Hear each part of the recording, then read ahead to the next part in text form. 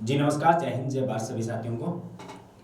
अभी एक मामला बहुत ज़्यादा चर्चित है, G20 या फिर शेरपा। दोनों ही आपके लिए इम्पोर्टेंट है, जानना ज़रूरी है कि भाई G20 है क्या, शेरपा है क्या। आज का ये जो वीडियो, इसके अंतर्गत हम बेसिक नॉलेज पढ़ेंगे कि G20 है क्या। क्योंकि ये देखो, ये जो वीडियो है ना, इस वीडियो का मकसद या इस क्लास का मकसद ये नहीं है कि सर G20 में कौन से क्वेश्चन पूछे जाएंगे। बेसिक आज हमारे लिए बड़े सौभाग्य की बात है कि G20 की अध्यक्षता भारत कर रहा है और नई दिल्ली के अंदर G20 की मीटिंग रखी गई है। दिल्ली को वापस सजाया गया है और विश्व के अंदर सबसे पहले यदि हमने G20 की खिताब 1999 यानी 1999 से लेकर के 2020 के अंतर्गत भारत ने एक इतिहास रचा है।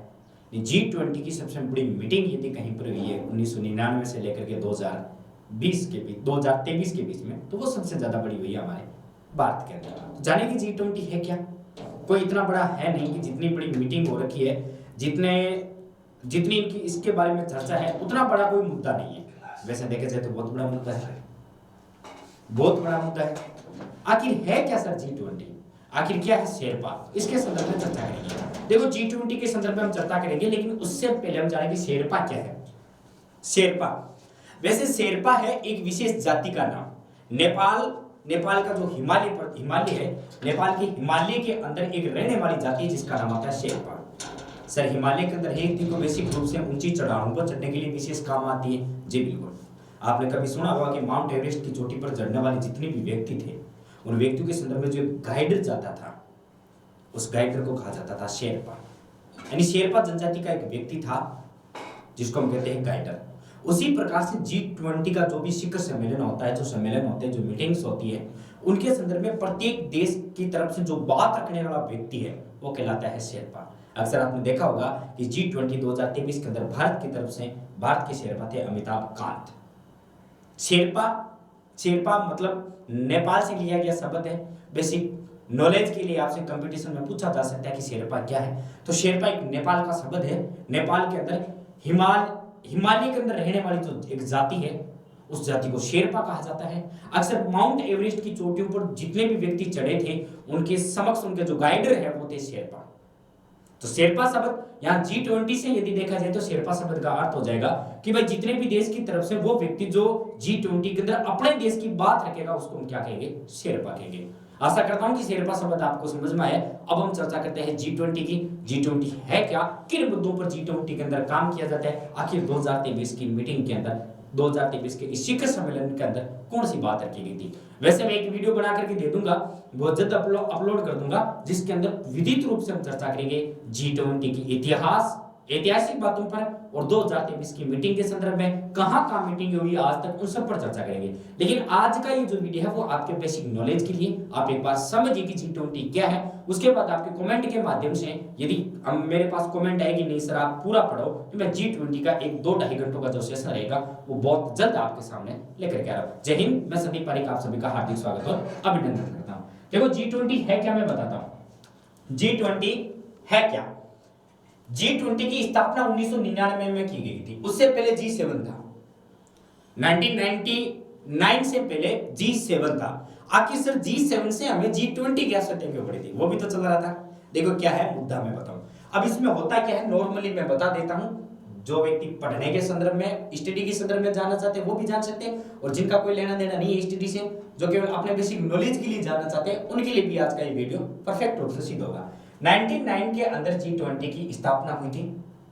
उससे पहले G7 था। 1999 से पहले क्या था? G7 था। ठीक है, नंबर 1 बात। नंबर 2 देखो, इसका उद्देश्य क्या है। देखो, वित्तीय संकट वित्तीय संकट का जानते हो, पैसों से संबंधित वित्तीय संकट हो गया, ठीक है ना। अब वित्तीय संकट से बाहर निकलने के लिए G20 की स्थापना की गई थी। मैं यहां पर वित्तीय संकट ही नहीं कहूंगा, मैं कहूंगा कि जितनी भी बड़ी महामारियां हैं, यानी स्वास्थ्य से संबंधित, शांति से संबंधित, अर्थव्यवस्था से संबंधित है, यदि किसी मुद्दों पर चर्चा की जाती है तो वो G20 पर की जाती है। इस शिखर सम्मेलन के अंदर जितने भी देश शामिल होंगे, वो देश चर्चा करेंगे कि भाई इस बार जो महामारी आई है उसके संदर्भ में हम क्या करना चाहिए। शांति के, जैसे रूस और यूक्रेन का युद्ध हुआ था, तो रूस और यूक्रेन के युद्ध को शांत करने के लिए कौन से प्रस्ताव पारित किए जाने चाहिए, यानी विश्व शांति के लिए। तो इन सभी मुद्दों पर चर्चा करते हैं G20। देखो चर्चा करते हैं वित्तीय संकट। देखो मैं बात बताता हूँ, आखिर मतलब ये G20 है, G7 है, ठीक है ना, इसका उजागर कैसे होता, इसका उद्घाटन कैसे होता, इसका उद्गम कैसे होता। एक वित्तीय संकट आया था, एक तो हमारे जो मध्य आय वाले देश है वो सारे के सारे इसमें शामिल किए गए थे। वित्तीय संकट यानी जो आपका पूर्वी एशिया है और प्लस के अंदर दक्षिणी पूर्व एशिया है, ये जितने भी देश थे, ठीक है ना, जिनको हम कहते हैं मध्य आय वाले देश, इसमें कौन शामिल हो जाएंगे, मध्य आय वाले देश। देखो लगभग जो एशिया का है, पूर्वी एशिया प्लस में दक्षिण पूर्व एशिया, इनके जितने भी देश है वो मध्य आय वाले देश के थे, वो सारे के सारे शामिल है G20 के अंदर। किसमें शामिल है, G20 के अंदर। और वित्त संकट से बाहर निकलने के लिए इसकी स्थापना की गई थी। फिर क्या हुआ देखो, जैसे सर वैश्विक आर्थिक एजेंडे की भी तो बात कर सकते हैं, बिल्कुल वैश्विक आर्थिक एजेंडा, वैश्विक यानी विश्व स्तर पर, आर्थिक यानी धन संबंधी, एजेंडा मतलब जानते हो। अब कौन से पॉइंटों के आधार पर हम कह सकते हैं कि सर ये वैश्विक आर्थिक एजेंडा है। देखो ये जो हमने अभी एक लोकेशन ली है ना, पूर्वी एशिया और दक्षिणी पूर्वी एशिया, ये जो हमने लोकेशन ली है, इसके अंदर देखो कौन कौन निवास करते हैं। दुनिया की 60% आबादी यही निवास करती है, अर्थात हम कहे तो मध्य आय वाले देशों में 60% आबादी निवास करती है, बिल्कुल करती है। उसके बाद देखो यदि इसकी और विशेषता देखी जाए इन देशों की G20 के अंतर्गत, तो वैश्विक जीडीपी का 80%, विश्व की जितनी जीडीपी है उसका 80% भाग ओनली मात्र ये दो एरिया कहलाते हैं, यानी मध्य आय वाले देश कहलाते हैं। विश्व की जितनी जीडीपी है उसका 80% हिस्सा, 80% हिस्सा लेकर के बैठे कौन, पूर्वी एशिया, दक्षिण पूर्व एशिया, यानी G20 वाले देश। उसके बाद और बात करते हैं तो विश्व के अंदर जो व्यापार का 75% हिस्सा है, 75%, वो भी कौन लेकर के बैठे, G20 वाले देश। तो G20 की यदि आपको विशेषता पूछ ली जाए तो एक तो मध्य आय वाले देश सारे के सारे इसमें शामिल है, विश्व की 80% जीडीपी भी इसके अंदर शामिल है, विश्व व्यापार की 75% विश्व व्यापार इसमें शामिल है, और विश्व की 60% आबादी भी इसमें शामिल है। तो ये आपके वैसे एशिया नहीं दिया जाएगा, आपको लोकेशन पूछी जा सकती है, पूर्व एशिया और दक्षिण पूर्व एशिया के जितने भी मध्य आय वाले देश है वो इस G20 के अंदर शामिल है। उद्देश्य की बात करेंगे कि उद्देश्य क्या है, उद्देश्य इनके चेंज होते रहते हैं, बढ़ते रहते हैं, चेंज नहीं होते, बढ़ते जाते हैं। देखो इसमें आपको स्वदेशी को पूछ लिया जाए तो कितने हैं, 20 देश शामिल है, लेकिन इसमें आपको एक बात पूछ ली जाए कि सर स्थायी सदस्य कौन सा है, तो स्पेन को स्थायी सदस्य बनाया गया है। कोई भी देश हटे घटे बढ़े उससे कोई मतलब नहीं है, लेकिन एक स्थायी देश है इसका, कौन सा, स्पेन है। जैसे सर घटा बढ़ा था, G8 बना था, सही था, आपको याद होना चाहिए, आगे चर्चा करेंगे। G7 के बाद G8 बना था और फिर G8 हट गया था, फिर वापस G7 आ गया और G7 से सीधा G20 आ गया था। देखो बात क्या, देखो इसमें एक आपको आंकड़ा याद रखना है, 19+1। सर ये 19+1 का फंडा क्या, देखो मैं आपको बताता हूँ। 19 तो इसके अंदर पर्टिकुलर देश शामिल है, जैसे भारत हो गया, चीन हो गया, ब्राजील हो गया, ये तो 19 टोटल देश है, अमेरिका हो गया, संयुक्त राष्ट्र अमेरिका हो गया, ये टोटल 19 तो इसमें देश शामिल है, लेकिन एक यूनियन शामिल है इसके अंदर। एक क्या है, यूनियन। वो यूनियन कौन सी है, वो है यूरोपियन यूनियन। चर्चा करेंगे यूरोपियन यूनियन क्या है, ठीक है, या तो क्लास के अंत में चर्चा करेंगे या फिर मैं G20 दोबारा पढ़ाऊंगा, तब मैं बताऊंगा कि सर इसको यूरोपियन यूनियन क्यों कहा जाता है, ठीक है ना, कौन से क्षेत्र इसके अंदर शामिल है। बस इतना सा ध्यान में रखना, 20 देश है, या 20 देश भी पूछा जा सकता है, या फिर पूछा जा सकता है कितने देश शामिल है, तो 19+1 का एजेंडा पास कर देना, 19 देश है, एक यूनियन शामिल है इसके अंतर्गत।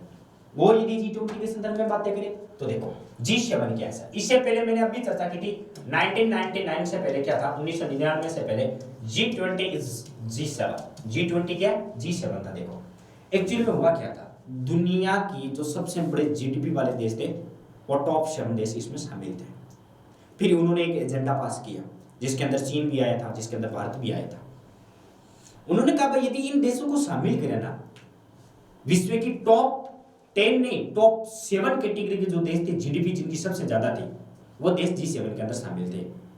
लेकिन फिर क्या हुआ, जैसे मान लो जीडीपी दर तो भारत की भी बड़ी है, जीडीपी दर चीन की भी बड़ी है, भाई भारत की देखिए जाए तो अभी 5वें स्तर पर चल रहा है भारत, ठीक है ना, क्या वो G7 के अंदर शामिल हो सकता है।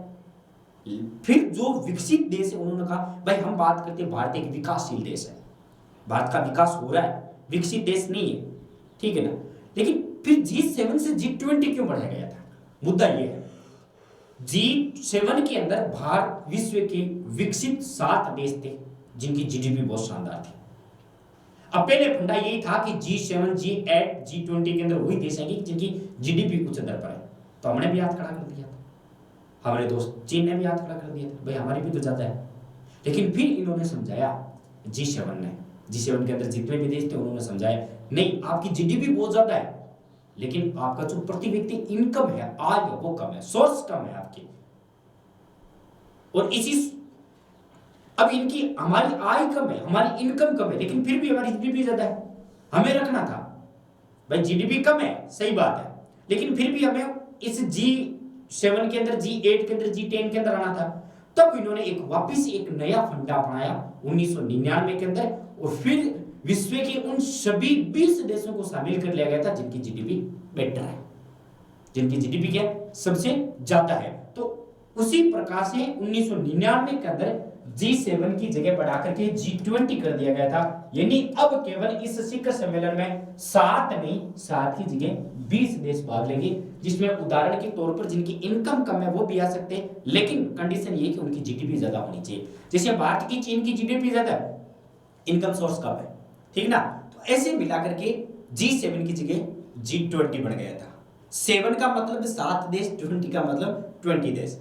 लेकिन कभी कभी आपने देखा होगा G8 कुछ दिनों के लिए रशिया आया था, रशिया को रखा गया था, और शायद आपको पता, मुझे 5-6 साल पहले रशिया को वापस बाहर कर दिया गया था। तो G7 से G8 बना था, G8 से वापस G7 बना, और वापस G7 से G20 बना। आंकड़ा भी ध्यान में रखना ना, इसका सर्किल भी याद कर लेना। ये रहा विकसित देशों का कथन था कि भाई आपकी जीडीपी ज्यादा है लेकिन इनकम कम है, ठीक है ना। फिर वापस जीडीपी वालों को इस कैटेगरी में शिखर सम्मेलन में शामिल किया गया था, और आज इसके अंदर कितने हैं, 20 देश। आगे चर्चा करते हैं। चलो, भारत की अध्यक्षता और प्लस के अंदर ट्राइका, ये इंपॉर्टेंट है सर। ट्राइका क्या होता है? ट्राइका 3 देशों का गुट होता है। कितने देशों का होता है? 3 देशों का। कैसे सर? देखो, जैसे मान लो ये ट्राइका कैसे बनता है? अभी 2023 की बात करते हैं तो G20 की अध्यक्षता किसने की है? भारत ने की है। तो भारत ने ट्राइका कैसे बनाया, या G20 ने ट्राइका कैसे बनाया था? देखो, ट्राइका बनाने का मैं एकदम आपको शानदार बताता हूं उदाहरण। 2022 के अंदर इस शिखर सम्मेलन का अध्यक्षता किसने की थी? इंडोनेशिया ने की थी। और अभी वर्तमान के अंदर कौन कर रहा है? 2023 के अंदर भारत कर रहा है। और 1 दिसंबर 2023 के बाद कौन करेगा? ब्राजील करेगा। यानी 2023 में कौन करेगा? 2024 में, सॉरी 2024 में कौन करेगा? ब्राजील करेगा। अब देखो उसमें होता क्या है इसके अंदर, ट्राइका के अंदर। ट्राइका मतलब त्रिएंगल होता है। एक तो वर्तमान के अंदर कौन कर रहा है अध्यक्षता? ये। अब इससे पहले कौन कर चुका था? वो रहेगा। और अब आगे कौन करेगा? अब आगे कौन करेगा? सर ये फंडा क्यों बनाया गया? भाई सीधी सी बात है, 2022 के अंदर इस G20 की अध्यक्षता की थी इंडोनेशिया ने। तो इंडोनेशिया को पता है ना कि भाई 2022 के अंदर हमने किस प्रकार से अध्यक्षता की थी। अब सीधा मान लो भारत को दे दिया जाए कि आप अध्यक्षता करो, तो एक मारवाड़ी में कहावत है कि गोर जैन घाघ इनके गले में गालेंगे। बड़ी शानदार कहावत है कि गोर जैन घाघ इनके गले में गालेंगे। जोधपुर के शासक थे, उनकी घरवाली ने बोला था कि गोर जैन घाघ के गले, मतलब उनको बोला गया था कि आप जाकर के मेरे लिए, क्योंकि सीधी सी बात है, हमारे यहाँ पर राजस्थान के अंदर गोर के अंदर जो सबसे बड़ी वेशभूषा पहनी जाती है वो होती है घाघरा और चुन्नी। अब वो अमर सिंह जी कहीं पर गए हुए थे बाहर, वापिस आए तब गोर का त्योहार निकल चुका था, और वो बढ़िया सा अपनी वाइफ को वापिस महारानी को मनाने के लिए घाघरा लेकर गए थे। तब उन्होंने मारी ने कहा था कि गोर जाने पर घाघरा के गले में डालेंगे क्या, मारवाड़ी की कहावत है। तो देखो, अब 2022 के अंदर इंडोनेशिया ने अध्यक्षता की थी, तो इंडोनेशिया को पता है कौन सी घटनाएं घटी थी, किस प्रकार से सम्मेलन करना है, कौन सी बातें रखनी है, किसको हटाना है, किसको जोड़ना है। भाई पूरा का पूरा बोझ जा रखा था इंडोनेशिया पर। तो एक तो इंडोनेशिया होगा। अब 2023 में अब भारत को मान लो कोई बात पूछनी है कि यार 2022 के मान कौन से गड़बड़ हुआ था, 2022 में कौन सी कमी आई थी, तो इंडोनेशिया पट बता देगा कि भाई देख भारत बात ऐसी है, हमने ये गलती की थी, या फिर 2022 के अंदर G20 की जो बैठक हुई थी उसमें ये मिस्टेक हुई थी, इस बार आप नहीं करना। तो अब कौन हो जाएगा? भारत हो जाएगा। अब भारत के पीछे पीछे कौन आएगा?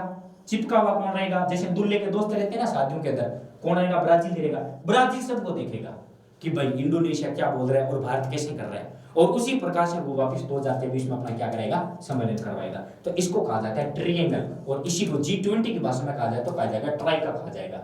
भारत की अध्यक्षता किसने की थी? अब मैंने एक बात की थी आपको, शेरपा। भारत की अध्यक्षता कौन करेगा? शेरपा करेगा।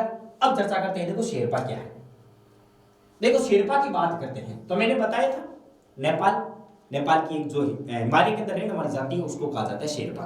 देखो बात करते हैं शेरपा, वर्तमान भारत का शेरपा कौन है? वैसे तो 20 देशों के शेरपा अलग लगाएंगे, 20 देशों के शेरपा ब्राजील के लगाएंगे, रूस के लगाएंगे, चीन के लगाएंगे, आएंगे नहीं आएंगे? प्रत्येक देश जो अपनी बात रखेगा, तो पूरे तो आ नहीं सकते ना। जैसे मान लो भाई अगली बार ब्राजील के अंदर होगी, मान लो बैठक, मान लो ब्राजील के अंदर बैठक हो 2024 की, तो हम पूरी इंडिया के थोड़ी जाएंगे, पूरी इंडिया के राजनेता थोड़ी जाएंगे, हमारी तरफ से एक व्यक्ति जाएगा, ठीक है ना, वो कहलाता है शेरपा। शेरपा कोई हो सकता है। देखो जैसे अभी वर्तमान के अंदर हमारे शेरपा कौन थे? अमिताभ कांत थे। अमिताभ कांत की अमिताभ कांटे की बात है, अमिताभ कांत कर लो, अमिताभ कांत थे। अमिताभ कांत है कौन? जो नीति आयोग था ना, पूर्व नीति आयोग के सीईओ थे, शायद आपको पता होना चाहिए, नीति आयोग के सीईओ। कभी टॉपिक पर चर्चा करेंगे नीति आयोग पर। अब देखो शेरपा की बैठक इंपॉर्टेंट है। वैसे शेरपा की बैठक 2 बार की जाती है। कितनी बार की जाती है? 2 बार। यानी शेरपा खुद 2 बार बैठक करवाता है या फिर 2 बार बैठक का आयोजन किया जाता है। पहली बैठक को कहते हैं वित्त ट्रैक। क्या कहते हैं? वित्त ट्रैक। अब वित्त का मतलब आप जानते हो, धन संबंधी, तो सीधा जोड़ दो, वित्त मंत्री आ जाएगा एक। तो वित्त ट्रैक मतलब वित्त मंत्री आ जाएगा।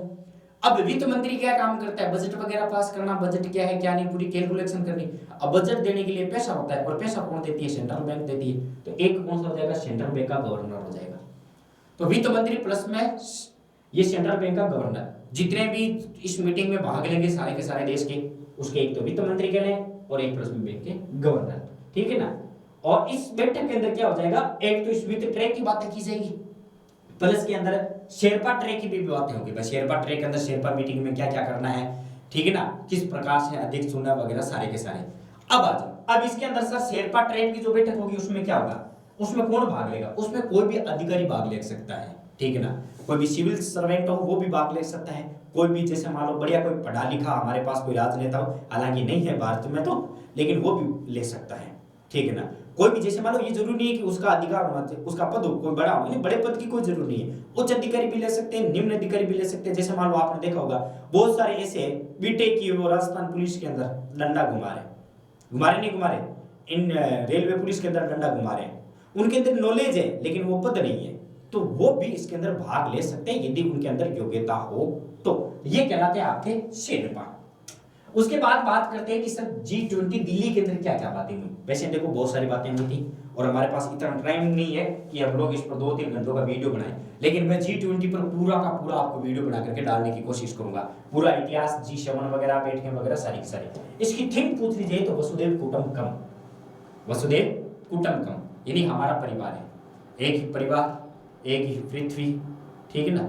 ये क्या थी? इसकी थीम थी, ठीक। उसके बाद देखा जाए 2022 के अंदर देखो अमेरिका के व्हाइट हाउस के अंदर एक मीटिंग हुई थी और अमेरिका के व्हाइट हाउस के अंतर्गत ये बातें रखी गई थी कि भाई आगे क्या करना चाहिए, किस बातों पर विशेष चर्चा होनी चाहिए। जैसे अभी पीछे कोरोना काल आया था, आगे कोई ऐसी महामारी आ जाए उस महामारी में क्या करेंगे, ठीक है ना। अब जैसे मान लो वैश्विक संकट आ गया तो क्या करेंगे। जैसे अभी आपको शायद पता होना चाहिए प्रकृति के संदर्भ में, पर्यावरण के संदर्भ में हम लोग आगे चल रहे, भारत चल रहे नहीं चल रहे। तो इसके अंतर्गत जैसे मान लो मोदी जी जाएंगे तो मोदी जी बात रखेंगे कि हमने पर्यावरण के लिए ये किया है, हमने चंद्रयान 3 भेजा है, हमने वो लॉन्च किया है, वो बोलेंगे हमने ये लॉन्च किया है, देश किस प्रकार से प्रगति करे, हमने वो टैक्स कम किए, हमने वो टैक्स बढ़ाया है, हमने पेट्रोल के भाव कम किए, ठीक है ना, हमने इस महामारी के लिए हमने इतनी लड़ाइयाँ की है। तो ये सब बातें किस में लिखी जाती है? G20 में। सर G20 का मतलब ये नहीं है कि सारे के सारे देश रिवॉल्वर लेकर के एक दूसरे के सामने उतार देंगे, नहीं, शांति की मीटिंग होती है कि भाई हम लोग सब मिलकर के क्या करेंगे। इसलिए तो इसकी थीम क्या है? वसुधैव कुटुंबकम, हम सब एक है, हमारी पृथ्वी एक है, हमारा परिवार एक है, हमारा लक्ष्य एक होना चाहिए। उसके बाद बात करते हैं 2022 के अंदर देखो एक वैली सम्मेलन हुआ था और हमारे मोदी जी बोले थे उसमें और घोटाला हो गया था। कैसे देखो 2022 के अंदर वैली में एक सम्मेलन हुआ था, उस वैली के सम्मेलन के अंदर आपको पता है 2022 में रूस और यूक्रेन बहुत भयंकर तरीके से एक दूसरे पर काटक मतलब लड़ाई के संदर्भ में युद्ध हो रहा था। उस समय मुद्दा उठाया गया था रूस और यूक्रेन का, निंदा की गई थी, ठीक है ना। किसने कहा भी मोदी जी ने की, किसने क्या कहा, मतलब निंदा की गई थी। उसमें रूस ने अपना पलड़ा खींच लिया था, रूस ने कोई भी कथन निष्कर्ष नहीं बोला था। फिर मोदी जी खड़े हुए और फिर मोदी जी ने कहा, देखो भाइयों और बहनों, प्यारे मित्रों, हमें विश्व में शांति बनाए रखनी चाहिए और ये जो 2022, 23, 24, 25 का टाइम है और जिस दौर से हम गुजरे, ये दौर युद्ध का नहीं है। पर्टिकुलर हमने पाकिस्तान को समझाने की कोशिश की थी कि भाई क्या पाकिस्तान छोड़ दे तो वो भी समझ आए। मोदी जी ने कहा था कि ये जो टाइम है ना, ये टाइम लड़ने का नहीं है। इस टाइम के अंतर्गत हमें प्रत्येक देश की जीडीपी को सुधारना है, प्रत्येक देश की आर्थिक स्थिति को सुधारना है, प्रत्येक देश की वैश्विक स्थिति को सुधारना है, प्रत्येक देश के संबंधों को सुधारना है, युद्ध पर पाबंदियां लगानी है, लड़ाइयों को कम करना है, वसुधैव कुटुंबकम की भावना को उजागर करना है। ये कथन किसने कहा था? मोदी जी ने कहा था। लेकिन पर्टिकुलर मोदी जी ने रूस और यूक्रेन पर कहा था कि भाई आगामी दिनों के अंदर ऐसी बातें नहीं होनी चाहिए। यदि ऐसे कोई वाद और विवाद होते हैं तो आप G20 की अध्यक्षता करो, उन देशों के समक्ष बातें रखो। आप बातों को लड़ाई के मध्य नहीं, आप वार्तालाप से उन बातों को टालो ताकि युद्ध ना हो। घर के अंदर जब देरानी और जेठानी लड़ाई करती है ना, तो उसका प्रमुख कोई ना कोई कारण रहता है। यदि हम उस कारण तक पहुंच जाए ना, तो देरानी और जेठानी कभी भी नहीं लड़ेगी, सास और बहू कभी भी लड़ाई नहीं करेगी। और यदि उस कारण को दबा दिया जाएगा और वह फिर यदि उनको मित्रता की भाव बढ़ाए जाएंगे तो कैसे होगा? पहले उस कारण को उजागर करो, उस कारण का निवारण करो, उस समस्या का निवारण करो, तब सास और बहू दोनों एक हो जाएंगी। ठीक है ना? ये बात समझाने की कोशिश की थी मोदी जी ने कि भाई यूक्रेन और रूस लड़ो मत, प्यार की भावना रखो। ठीक है, ये था आपके G20 और आशा करता हूँ वीडियो आपको पसंद आया होगा, थोड़ा बहुत आपको समझ में आया ही होगा कि G20 है क्या। और अगले वीडियो में हम चर्चा करेंगे G20 से किस प्रकार के क्वेश्चन पूछे जा सकते हैं। तो मिलते हैं नेक्स्ट वीडियो में, तब तक के लिए सभी को जय हिंद, जय भारत।